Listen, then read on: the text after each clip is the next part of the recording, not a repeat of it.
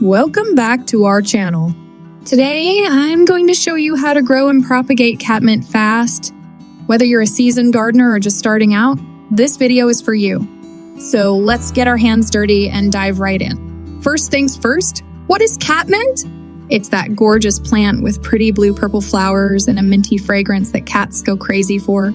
Plus, it's super easy to grow and perfect for adding a pop of color to your garden.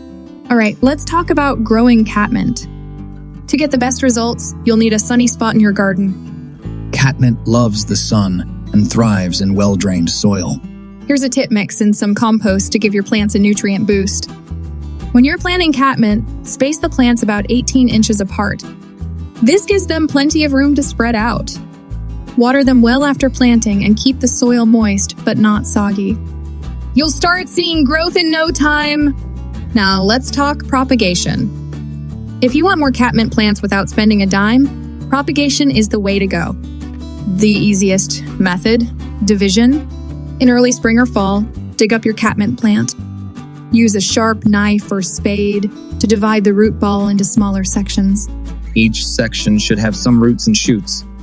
Replant these sections in your garden, water them well, and watch them grow.